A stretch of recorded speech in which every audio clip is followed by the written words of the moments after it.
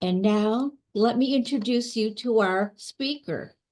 Brooke L. Blower is Associate Professor of History at Boston University, and author of several publications, including the award-winning Becoming Americans in Paris, Transatlantic Politics and Culture Between the World Wars. Her latest book is Americans in a World at War, Intimate Histories from the Crash of Pan Am's Yankee Clipper, which received, among other honors, the New Deal Book Award. Without further ado, I present to you Professor Blower. Thanks so much, Joanne, and thanks for monitoring this, and to Jacob too for inviting me. It's a real pleasure to be here this cold and windy night. Hopefully everybody can get cozy and watch this slideshow I've got for you and listen to this presentation. And then I'm hoping to be able to talk to people in the Q&A afterwards. So Joanne, does it look good on your end? You can see the slideshow? Okay. Looks beautiful. All right, so yeah, okay. So I'm going to begin with some scene setting, and I'm going to talk about an event that is known among a lot of World War II history buffs and some folks who are really interested in aviation history. But I'm going to tell you about this event using archival documents that have never before been used by other scholars. After I set the scene, I'm going to back up and I'm going to tell you about how I came to this project and what I hope that it shows. So we're going to start in February of 1943. This is a critical turning point moment right in the middle of World War II. And we're going to begin with one of life's modern tragedies, a minor tragedy you might have experienced yourself, and that is, of course, a plane delay. But this was Pan Am Airways' celebrated seaplane, the Yankee Clipper, and it was delayed by almost a week. First for maintenance, a backfiring engine, a sticky piston, then crew illness, then weather conditions. But this was actually not uncommon. Regular transatlantic air service from New York to Portugal, where travelers caught connecting flights to Great Britain, North Africa, and other danger zones, had only been running for less than 4 years, only since the spring before Hitler's forces invaded Poland. Fingerprinted, passported, and vaccinated, 27 passengers and a dozen crew members awaited boarding instructions in their New York apartments and hotel rooms, smoking cigarettes, listening to the radio, or reading the latest about the war. Frank Kuehl was anxious to get going. Manhattan was driving him batty. The former Olympic athlete turned export salesman had spent the 1930s living it up as a bachelor in colonial Southeast Asia, until he was forced to flee and almost killed during the Japanese invasion. Camped out in Greenwich Village, he likely pored over reports about North Africa, where he was now headed after talking his way into a job as a radio broadcaster, and where untested American troops had just been humbled by Rommel's tanks in their first face-to-face engagement with the Germans near Tunisia's Kasserine Pass. "It rather looks as though I shall be on my way in a very few days," he wrote to his sister on February 14. When he got there, he promised her she might be able to hear him on the radio every night, and he would keep close to the action. When the drive on Europe began, he said, he would be right up there with the first ones. At her penthouse, just off Central Park West, the Broadway star Tamara Drazen-Swan packed her things: a shoebox, a hatbox, a suitcase piled with evening gowns, costume jewelry, and sheet music. By February 19, she and other members of her USO Camp Shows troupe knew that they would be embarking first to England and then to other combat areas to entertain Allied forces. Cultivating the persona of a mysterious Russian songstress, Tamara had been known only by her first name and hiding her Jewish background since 1933, when she had debuted on stage the ballad "Smoke Gets in Your Eyes." But she often thought about her traumatic escape from war-torn Ukraine in 1920 and the grandmother that she had left there and who was by now almost surely gone.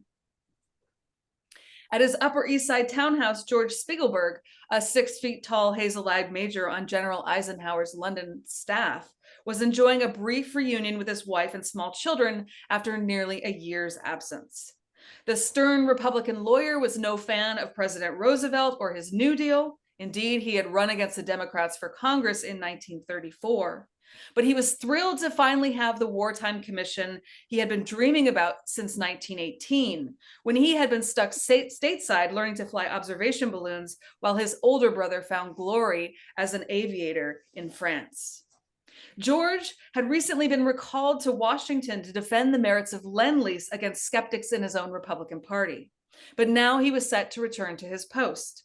He also readied his belongings: woolen underwear and socks, a shaving brush, vitamins, and a standard issue Colt 45 pistol. New York's newspapers hardly captured the horrors that these and 36 other Americans would soon be speeding towards at more than 150 miles per hour. In Europe, the Third Reich ruled over a more populated landmass than that of the United States. Across the continent, Axis leaders were growing harsher in their reprisals against every hint of resistance. And by this point in the war, more than 3/4 of the Holocaust victims were already dead. Japan's empire, by February of 1943, had also reached its outward limits, stretching from Burma to the borders of Siberia on mainland China, across into the Aleutian Islands, owned by the United States, and down to Portuguese Timor, less than 500 miles from Australia. The empire's soldiers now ruled over some 350 million people, including hundreds of thousands of American and European civilians and POWs confined to rapidly deteriorating camps. Some of these people were Frank Kuehl's friends. And the nightmares of that winter extended far beyond these occupied zones. Hunger was stalking millions in China, and London policymakers had just decided to divert more ships from provisioning food-short India, setting the stage for famine there that would cost the lives of 3 more million people. Like a vortex, this war devoured not just battlefields and their soldiers, but everything and everyone in its vicinity. Just consider this statistic: the vast majority of the world's 60 million plus fatalities would actually be civilians. Finally, on February 21, Pan Am summoned passengers for trip 9035 to LaGuardia's Marine Air Terminal. Reporters and sightseers used to come to watch the airline's giant clippers. If you're not familiar, these are literally flying boats, as they lifted off and landed on the Long Island Sound, but now their movements were classified.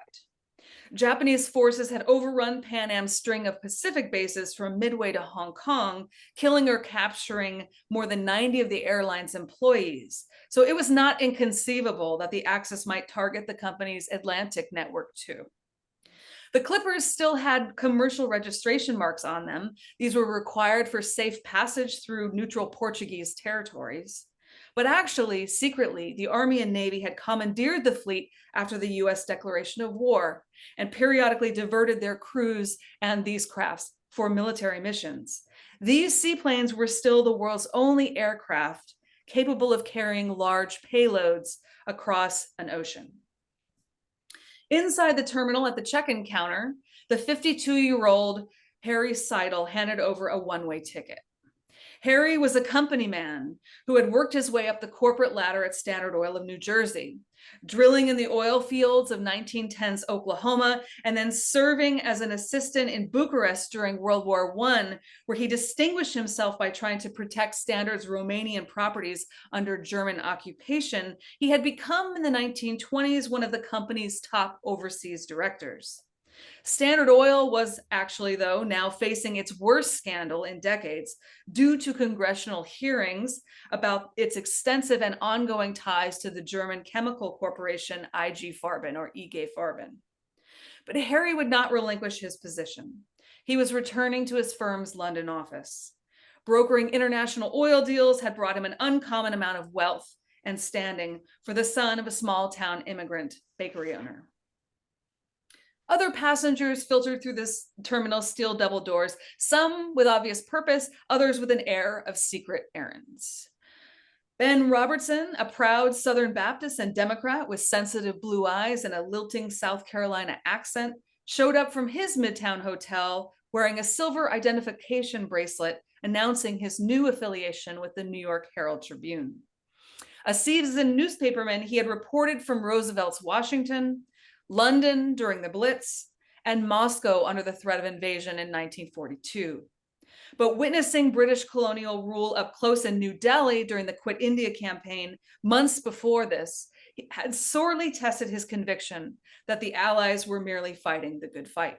And in fact, right before getting on this plane, he had risked his press credentials to report about that situation in India.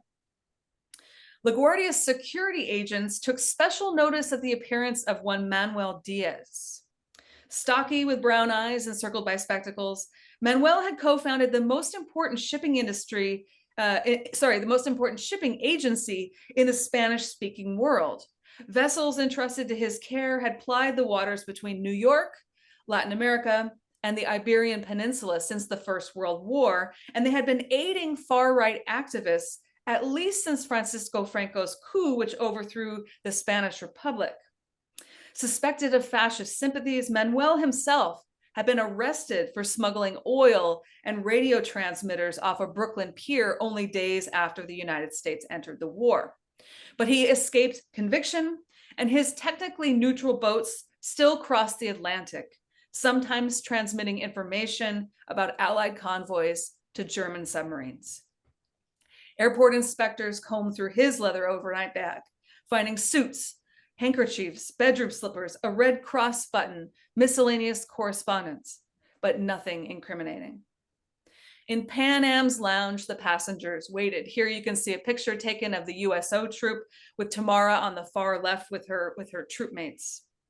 And then shortly before 9:30 a.m., a series of bells rang out, signaling the crew and then the passengers to board. Captain R.O.D. Sullivan emerged from the code office, clutching classified data and route instructions, which he would lock in a safe on the flight deck.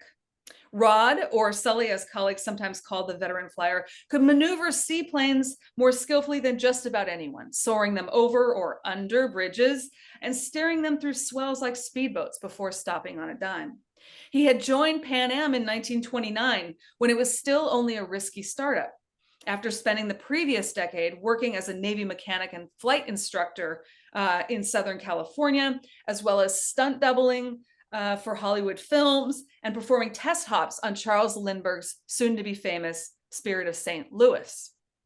Helping to pioneer Pan Am's Latin American and then Pacific routes in the 1930s, Sully was now commanding secret military missions between South America and Africa, as well as also flying the regular commercial route to Lisbon. With more than 14,000 flying hours under his belt, he had just become, weeks before, the very first person in the entire world to fly the Atlantic 100 times. So the passengers followed Sully and the other flight officers outside and down the dock. They tiptoed across the Clipper's water wing and stepped into its boat-shaped hull. From the lounge, stewards directed them left and right into their seating compartments. On the upper deck, crew members also arrayed themselves at their own workstations.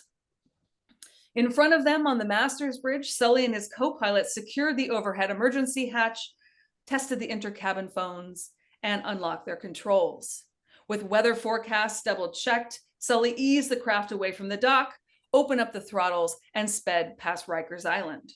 After reaching full power, it took roughly 30 seconds for this aircraft model, a Boeing 314, to break free from the surface of the water. The motors whined as it climbed away from the channel until about 8,000 feet when Sully leveled the plane off. A course to Bermuda was set. After setting down at that British colonial outpost to refuel, the Clipper would continue overnight through the dangerous mid-Atlantic air gap known as the Black Pit to Horta Harbor in the Azores. And then tomorrow, after setting off from Horta and flying all day without incident to mainland Portugal, it would crash in Lisbon's Tagus River, killing 24 of the 39 passengers and crew on board. Lives and careers would soon be destroyed in an instant, and a great airship, a symbol of a very distinctive era of American foreign relations, would be reduced to scrap. But because the plane crashed, it preserved a special paper trail, which give hints of 2 decades worth of personal and political choices that had brought these Americans to this place. So my book traces the backstories of 7 people on that plane, the 7 worldly Americans I just introduced you to, their personal histories, their politics, and the paths that led them into war. Only 2 of them would survive the crash. And of course, my editor would say, you have to buy the book and read the book to find out who lives and who dies in the crash. But I will totally tell you in the Q&A if you really want to have it spoiled. Now, the individuals profiled here are not stand-ins for larger groups. These are complex people who were in some ways representative and in other ways exceptional. They lived lives of contradiction and complication like most human beings. As their biographies accumulate, intersect, and sometimes work at cross purposes, they defy expectations, spilling out over social categories, national borders, time periods, and other schemes for order. They put flesh and bone to otherwise hard to grasp events of mind-bogglingly global scope. And they invite those who follow them to revisit even well-known history with fresh eyes. So I hope that together these intertwined biographies show how a diverse cast of people were drawn into global crisis, how they navigated an era of unprecedented mobility and perilous interdependence, and how their deep and sometimes contradictory international engagements would be shaped, strengthened, transformed, or derailed by the US war effort. And I hope they better situate the early 20th century United States in the stream of world history. Okay, now if you went back in time and you told younger me that I would spend more than a decade researching and writing a book about World War II, I would have told you that you were absolutely bonkers crazy. There's no way I would ever do anything like that. I came of age during the 1980s and 1990s during what the historian Emily Rosenberg calls the World War II memory boom, when signs of the good war fought by the greatest generation were everywhere. Think Stephen Ambrose books and Steven Spielberg movies, 50th anniversary commemorations of the bombing of Pearl Harbor, video game reenactments of the D-Day invasion. When the History Channel debuted in 1995, it was so quickly overtaken by Nazi conquering fare that I referred to it with young derisiveness as the World War II channel. It seemed to me that this conflict, or at least the way that Americans wanted to recount it, was exceptionally well-traveled ground. It was the last thing that I ever imagined I would be working on when I began to become a professional historian. But over time, I began to think more about the particularity of these late 20th century American World War II narratives, and also about what their storytelling conventions often obscured. So US historians have produced a lot of amazing scholarship on the war, but in broad synthesis, the meta-narratives that have stuck with people over time, these have narrowed considerably since the early 1980s. And I realized I was dissatisfied with several big things. So first, the way that the war had been bifurcated into 2 usually non-intersecting halves. Americans talk about the home front and the war front. We hear the common refrain over and over again, the men who fought and the people at home. And this leads to a mistaken assumption about who is actually where and doing what. Scholars are right now working to rethink the home front as, in fact, an incredibly militarized space with a very, very noticeable troop presence. The troops are not away at all. They are, in fact, very visible and very impactful in American cities and ports and other places. And people at home are often engaged in overseas work and also going abroad too during the war. So home front, war front seemed to me too clumsy a way to really think about this war. The other thing that I was thinking about that bothered me was the way that the war abroad has been told predominantly through 2 different types of stories. On the one hand, we have very, very good military histories of the war. And these are stories, these are histories that seek to answer the question, how did the Allies win? How did the Americans pull this off in the end? And so military history focuses in particular on liberation stories, on frontline combat soldiers storming the beaches, for example. And we know that these also become the scenes for so many of our movies. If people are doing the war abroad history of World War II and they don't focus on combat and military history, then they tend to focus on high diplomacy. And so, people focus on summits with Churchill and Stalin and Roosevelt instead of, Sicily, Normandy, and Iwo Jima. It's Tehran, Yalta, and Potsdam. And this has really motivated these diplomatic histories by the question of how does the war set the stage for the post-war, the Cold War, right? The Cold War that follows on. At a conference when I was beginning to work on this, I said, we keep doing the war through two narratives, beachscapes and chairscapes. And the scholar Penny von Eschen came up to me afterwards, and she said that they actually sell pewter commemorative chairscapes in Moscow, and she has one in her office, and she gave me a picture of it there. So beachscapes and chairscapes, the military and diplomatic histories of the war and the questions that animate these types of storytelling. This has really led Americans to focus on a fixation with the very tail end of the war's final chapters from late 1942 or early 1943 until victory. And so the first half of the war is curiously missing, with the exception of the moment people dwell on the bombing of Pearl Harbor. That first part of the war is not very present in a lot of American retellings of it. And beyond these sort of, problems I was having and thinking about the geographies and chronologies that have been really whittled down over time, there's one final thing that was bothering me about these stories that we tell, and that's the way that over time, U.S. histories of the war have become more and more divorced from non-American histories of the war, from world histories of the war. One way I could explain this is to talk about the shift in how American movies talk about the war over time. So in the 1960s and 1970s, films like The Longest Day and Tora Tora Tora, maybe you don't think Tora Tora Tora is the most spectacular film ever made, as the poster claims, but these were very interesting and impressive accomplishments. They involved international casts, multilingual research, scholars of various nations. There was a very well-rounded and global sense about the war that was imparted to American audiences in films like this. By the 1980s and 1990s, American movie making about World War II has become increasingly and extremely nation-centric. You would be forgiven. A lot of people who get their World War II history from Hollywood probably assume that Americans are like the only people or the main people who stormed the beaches on Normandy, when in fact, U.S. troops were in the minority of the forces who stormed the beaches at Normandy. In Saving Private Ryan, there are no non-American characters who have names. There's a German one and a German two, but the film, like many others now, are focused exclusively on American characters. So we need to sort of bring some context to bear on this and think about these narratives and what they are missing. So let me give you some context. Combat soldiers, in fact, made up only a tiny fraction of the millions of Americans, both in and out of uniform, who scattered across 6 continents on the eve of and during the Second World War. Long before GIs began storming beaches and beyond the war's most famous battlefields, Americans forged extensive political and economic ties to other parts of the world. This included both non-combatants in uniform.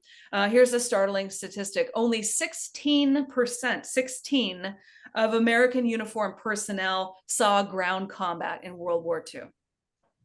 And also civilians, again, continued to play important roles traveling abroad throughout the war. Between the spring of 1939 and fall of 1945, Pan Am's regular transatlantic service, for example, alone transported 83,000 non-combatants back and forth across the Atlantic Ocean. Tens of thousands more traveled along the airline's Pacific, Latin American, and African routes. Filing down these gangplanks went bankers, oil brokers, ordnance experts, physicists, farmers, photographers, purchasing agents, plastic surgeons, civil defense planners, fact-finding politicians, and more.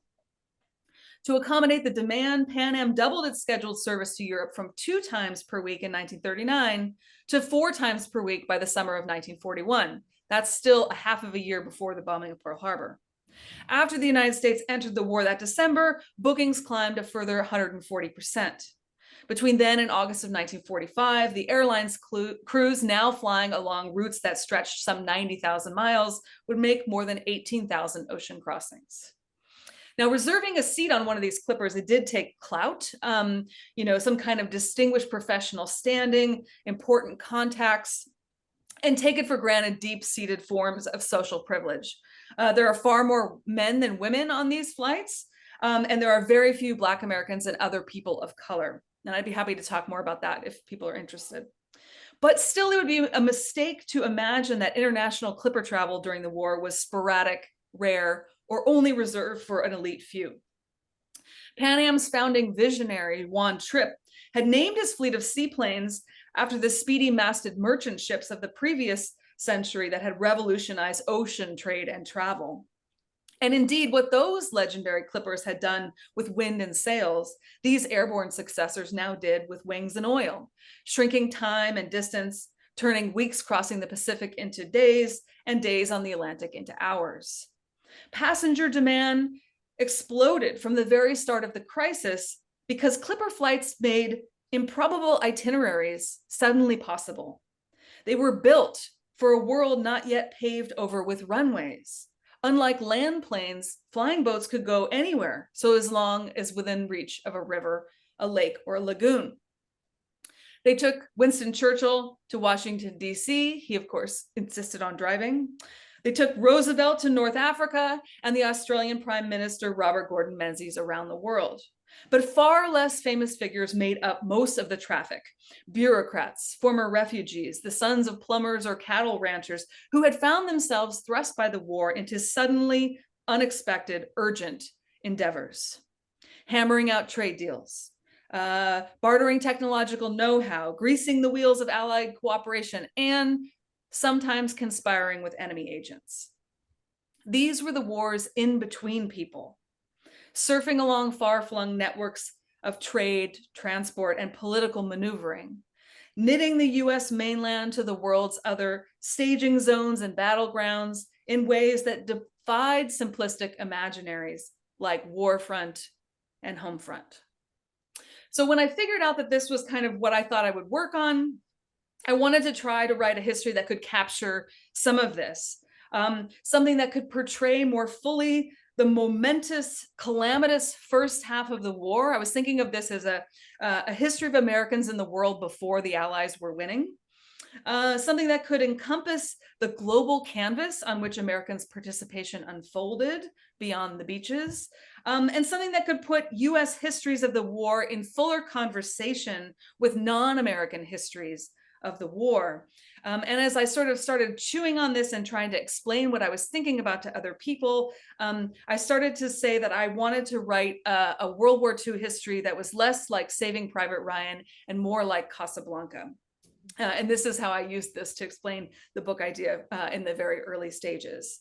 And as I thought I would do this, I thought at first that the way to go about this would be to draft chapters that focused individually on different kinds of non-combatants abroad. So I thought I would have a chapter on journalists and a chapter on businessmen and a chapter on relief workers and so on. But I was unsatisfied with this because it seemed to me to be a kind of invitation to self-fulfilling prophecy.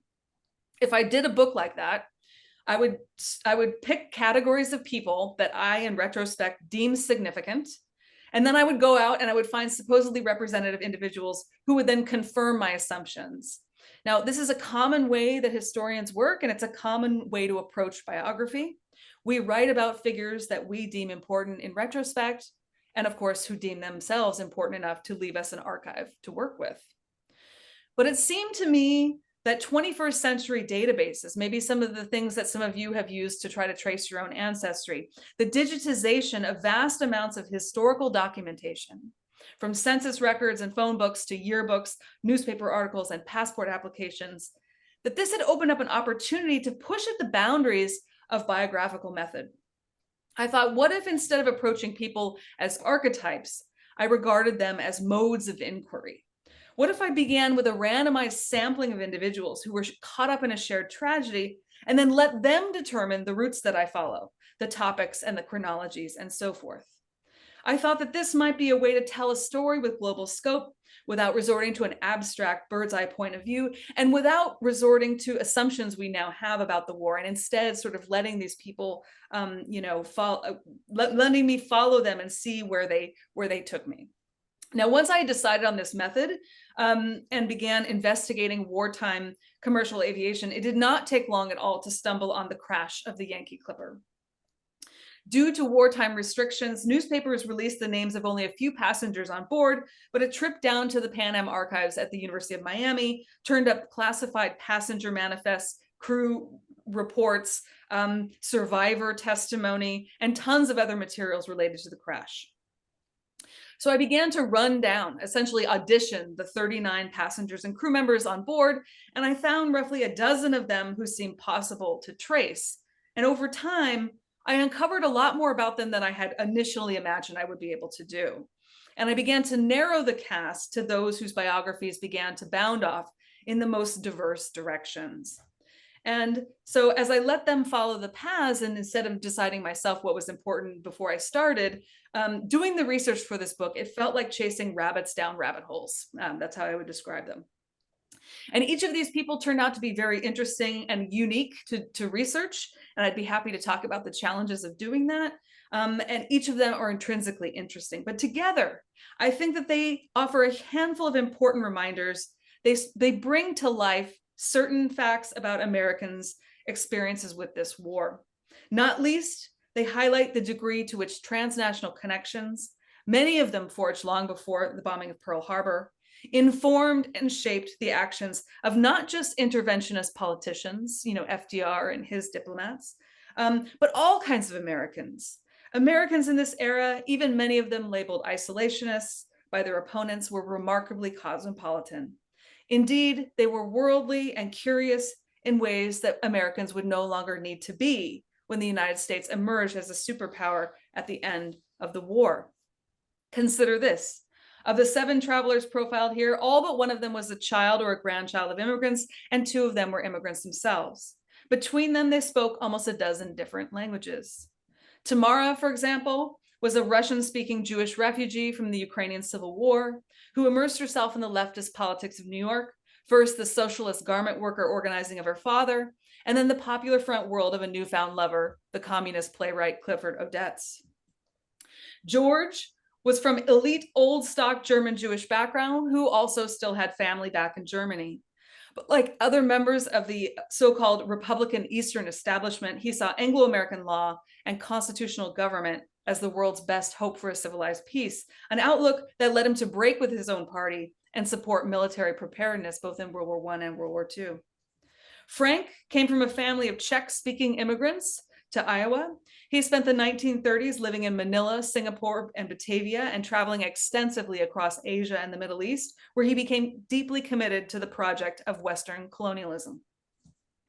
Harry, the son of immigrants from Dresden, spent World War I in Romania, where he was briefly detained for commercial espionage, before moving to France, where he headed up Standard Oil's foreign producing department. He became one of the company's top overseas negotiators, brokering important deals in Iraq and the Dutch East Indies, as well as serving as a go-between for his company and the Nazi-aligned IG Farben. Sully came from a family of poor Irish Catholic immigrants. After joining Pan Am, he traveled extensively across Latin America and East Asia, and he lived for a time in Panama. He may have been one of the Pan Am pilots who was secretly smuggling uranium out of the Belgian Congo. He was smuggling other minerals out that were used for the Manhattan Project. Manuel was a Spanish Catholic who had extensive ties not only to the Iberian Peninsula, but also Mexico, Cuba, and South America. He used those connections to further the aspirations of Francisco Franco, as well as Spain's fascist-aligned Falange Party. Ben was the only one of all of them who could trace his roots in the United States back to more than 2 or 3 generations, but he was fiercely loyal to the Confederacy and lost cause mythology about the Civil War, which gave him a kind of distinct outsider perspective too. During the 1920s and 30s, he worked in Hawaii, Australia, and Java, and he took newspaper assignments that sent him to Europe, Guam, Aruba, and elsewhere. None of these people needed the bombing of Pearl Harbor to wake up to world affairs. It's just that they did not agree. about which wars to fight, when and which sides to join.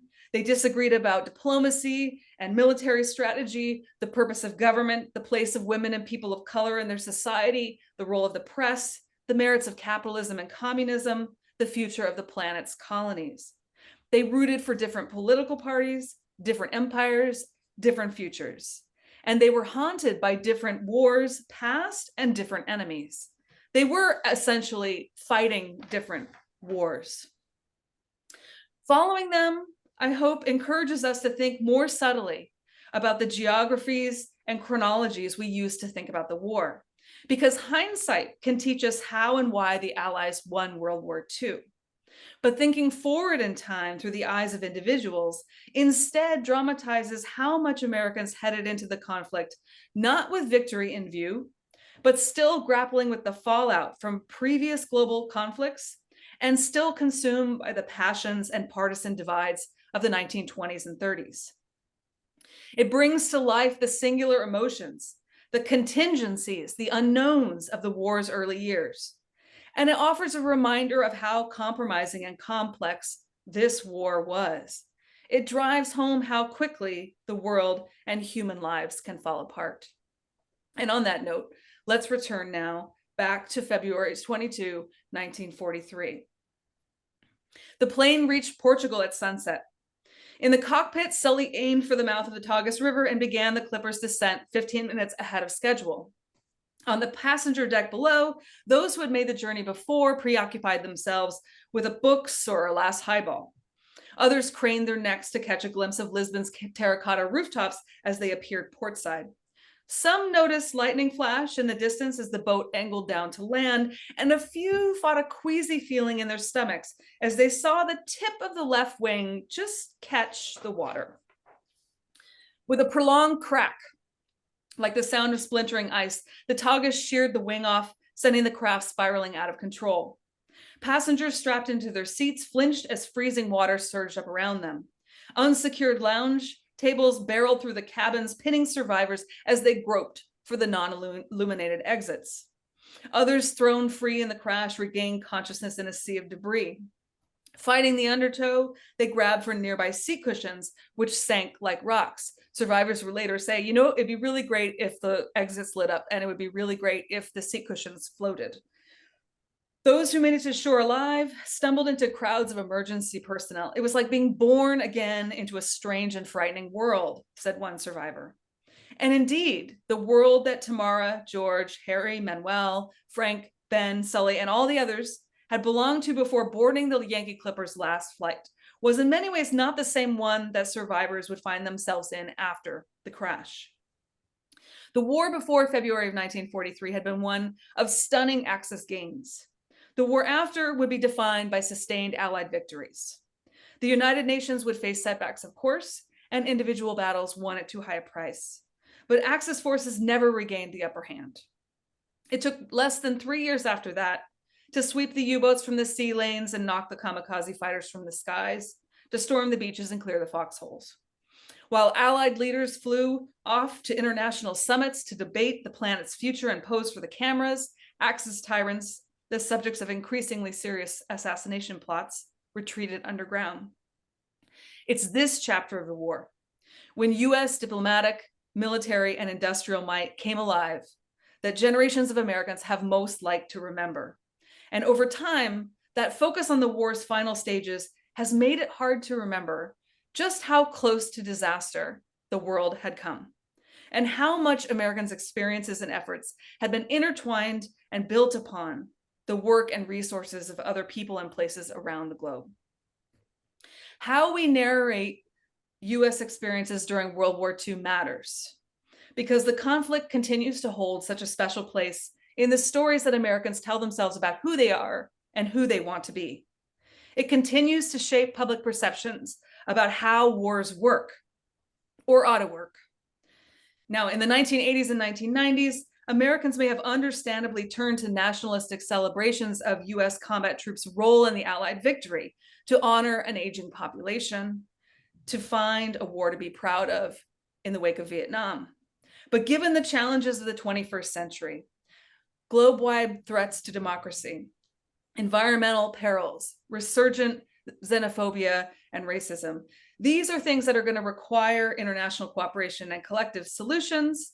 And so it's time to revisit Americans' rode into and place among other people during this moment of major overlapping conflicts that together would be remembered as World War II. Thank you.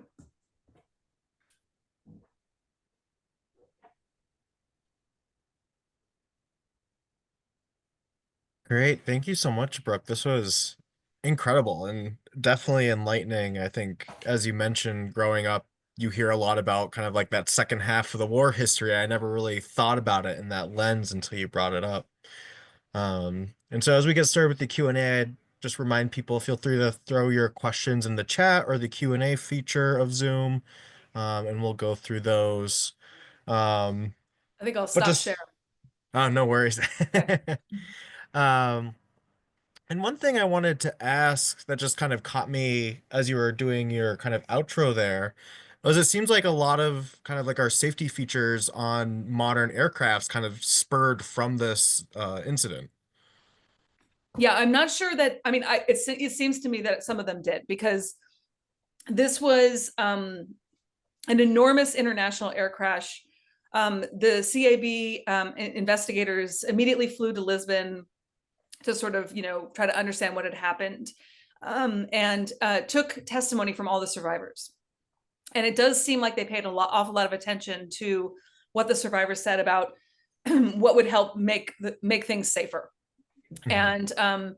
And the specific mention of things like, illuminating the exits, not having free floating tables, like making sure everything is sort of locked down into the cabin, and making floatable cushions and things like that. It seems to me that it's likely that this crash really spurred thinking about that. I haven't seen a direct document that says this is why we then put these in the next generation of planes, but it does seem like Right. it. Mm-hmm.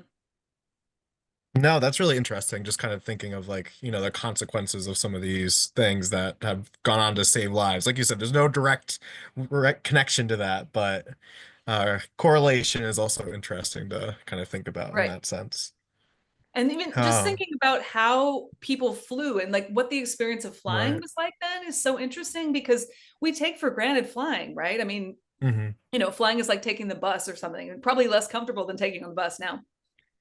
But imagine being the first generation where people were flying, like people flew like for the first time, and these planes were comfortable, but they were not like our planes today. So the Clippers were not pressurized. They flew only about 8,000 or 10,000 feet up. So, as they cross the Atlantic Ocean, they can see U-boats or surface ships below them. Right? They're never like high up enough to where they're not like still feeling the weight of like being close to the ground. Um, and so it lent it's sort of a certain era of air travel that's very interesting, where things are becoming safer, but still there's a kind of visceral experience there that I think we no longer have. Right. And that also just makes me think of kind of the map you showed during your presentation of just like where Pan Am was traveling. And they were going over some places that were kind of contested throughout the entirety of the war. So that's really interesting to think about on the height that they were actually flying at, the Mm-hmm. altitude there. And one question also kind of related again to your research one, because I'm always a nerd for those types of questions as well. Is you were talking about those people and they kind of were the ones that had the paper trail. So were a lot of the other passengers just kind of like either too covert or just didn't have that paper trail to really do the research to really create these stories? Yeah, some people I could find out some basics about, but there weren't enough threads where I could really pull at them. Hmm. Um, the hardest people to delve into on the plane were covert. So there were 12 U.S. Army officers on the flight, but they were traveling incognito as civilians. Hmm. They had passports that said they were civil servants. The reason for this was because this was a commercial airliner traveling to a neutral country, Portugal, and you were not supposed to be on a military mission Right. taking Delta or whatever, And so they had to fly incognito. And they were not actually listed on the public manifests. None of them were listed in any newspaper coverage of the crash. All of that was censored because, if Portugal had found out that there were military men coming through their territory, the men who were there could have been interned. And also they could have shut down these flights or made it much harder. Mm. And the Americans, the Allies were using these flights for covert missions, and to sort of hustle, higher up military officers to important events, meetings and so forth. So those 12 people were really, really hard to find. I was able to find like little shreds of them in military records here and there, but ultimately the only one that I could really work on was George Spiegelberg. And the reason I could work on him was I found his daughter, and his daughter let me go through her family papers. And these included correspondence and photographs and all kinds of things that George had amassed during his time in London, which helped me figure out which military office he worked in. This is the military at this point is a massive bureaucracy. And so once I could find out which specific office he was in, I could then find those records at the National Archives. And then once I found those records, he was all over them because he was, running this program in London. It's possible that if I had tried to, track down living family members from other US officers on board, I could have found more of them. From some of the records I did find, it seems that a lot of family members didn't even know what their relative was doing in the war.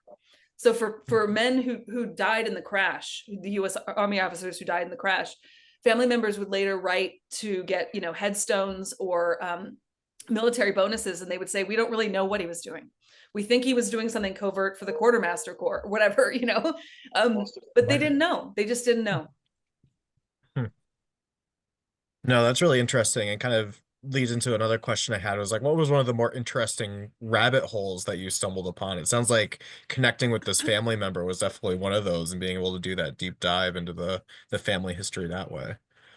Yeah, when I started it, I really didn't want to contact family members. I'm sort of like an old-fashioned historian who is very suspicious of oral history and that kind of thing. But I really wanted to work on Frank, right? So Frank was the guy who was living in Southeast Asia, and he becomes a radio correspondent. He had no children. He was the Olympian, right? And he was He was a 1924 Olympic medalist. I really wanted to have him in there. But he had no children. He worked for a export company, and private businesses are notoriously hard to find archives for. They don't want historians nosing around in their archives, and finding out how they ran their business. And he broadcast for the radio. He didn't write newspaper articles, so I couldn't even get his reporting. And I thought, oh man, this is a dead end. But I thought I would just give it sort of a Hail Mary, try. And I went on ancestry.com, and I found his great nephew. And I said to his great nephew, I said, hey, do you know anything about your great uncle Frank? And he said, yeah, I have everything he ever owned in my closet. I'll send it to you. Oh, wow. And so he shipped me, and I was like, I will pay for this. So he shipped me, this 1930s leather travel trunk full of all of his radio broadcasts, all of his business records, all of his diaries, everything. Wow. And once I got that, it was like a little bug. I was like, who else's family can I contact? So I ended up contacting a few of the other families and found some really great documents that people are holding on to, right, that are not in archives. I'm happy to say now Frank's archive is actually at the University of Iowa. So it is now housed at an archive and available for other researchers, because it's a really wonderful collection.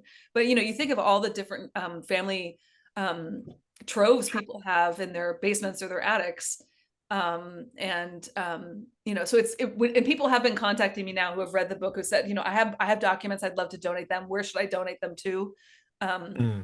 And, so that's a nice outcome of this. Nice. Yeah, I feel like the sense of community researching and archiving has really peaked since the pandemic, and really that interest has really continued growing and whatnot. Like I know specifically for us in Vermont, the Charity and Sylvia case with the archive that was discovered at the Henry Sheldon Museum of just like you said, it was a trunk that someone had stored away, and here's this incredible story of two women living together in the late 1800s. And so you Yes. never know what those archives might hold. Yes. Well, and archives, I mean, the official archives, they're created with specific purposes in mind. Hmm. And a lot of times they're to preserve national heritage or, and when they're created, the things that people think are worth saving are maybe not the things that we think are worth investigating Right. 100 years later. So it's a constant struggle that historians have to engage in to sort of match what's in the archive with what we think is important, because we know women, people of color, others have been systematically excluded from archives and seen as not worthy of preserving their lives. And so historians are constantly trying to find ways to uncover people who have been left out. All right. Nice. And it looks like we only so far have the one comment from our lovely Joanne talking about how this would make a great mystery movie, and that she learned a lot about World War II living in Holland in the 70s. So definitely, I won't do the spoiler question and encourage everyone to pick up the book and check out the end, because it really is an incredible story of just kind of like uncovering the lives and realizing kind of the complexities of people. So I really appreciate that, and I'll do. Oh, Jonathan, sorry. What was the name of that? Okay. I'm seeing two Joannes too. So Right? I was like, wait a minute, here we go. Um, but yeah, and I'll give kind of like a final call for questions, but Brooke, what's kind of like the next stage in your research? Are you kind of going on a different project now, or are I you am. focusing I on think this? I might. I mean, well, first is just to respond to Jonathan, not Joanne. This is one thing that you do notice is when you're in other countries and you look at how other countries think about and memorialize and um, remember World War II, you realize how weird the American version is, right? Mm, That, what seems like the natural and normal way to recount the war to us, the Saving Private Ryan story, is not the way that other countries know the war. They don't even necessarily call the war by the same name or observe the same dates, right? They don't see the war as sort of running from the 1941 to 45 like Americans will often see it. And so getting those other histories, reading non-American history is really, really important, because it helps you realize that the way that we assume things are or were is very specific to to our own national context.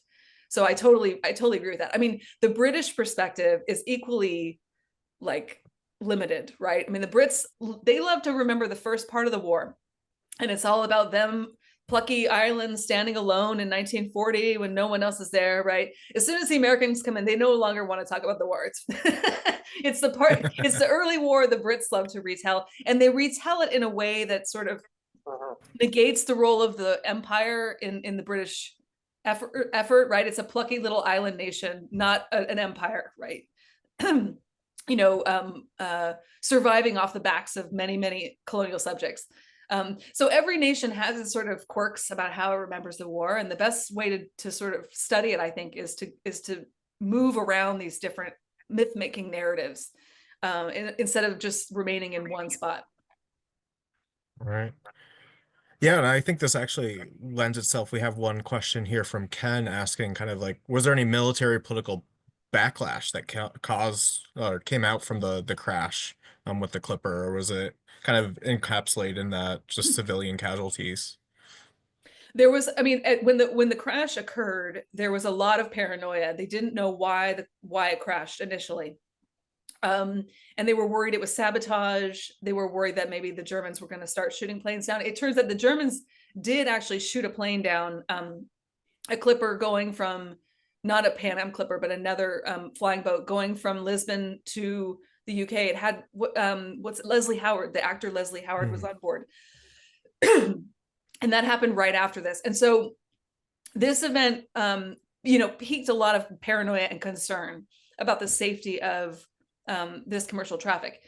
But otherwise, I mean, it's kind of remarkable if you think about that these planes continue to go back and forth across the Atlantic all these other routes, the South Atlantic route to Africa throughout the whole war. I mean, you know, as you said, they're flying in the vicinity of hostile territories. There's almost U-boats in the there- Atlantic. What? Okay. And It looks like sorry, it looks like Joanne unmuted by accident there. and you know, it's kind of amazing that these continued, and you know, despite the fact that they were obviously being used for the Allied war effort, but they did, and partly because that they were very careful about routing through Portuguese territories, and you know, the Portuguese Empire was the important piece here because they had territory in West Africa, and then you know, the Azore Islands, and these were important stepping stones for these boats to get around. So there wasn't like, you know, any huge fallout. There was a lot of attention, and it was sort of like, you know, if like when the Titanic crashes, like everybody knows the Pan Am Clipper. So it was a very famous tragedy. But it didn't have a lot of knock-on effect with regard to the war effort. They did lose some documents on board, and they scrambled to recover all the classified information on board, or other things that might have been, you know, fallen into enemy hands. They had guards standing guard at the coast along the river because there were so many Nazi agents in Lisbon.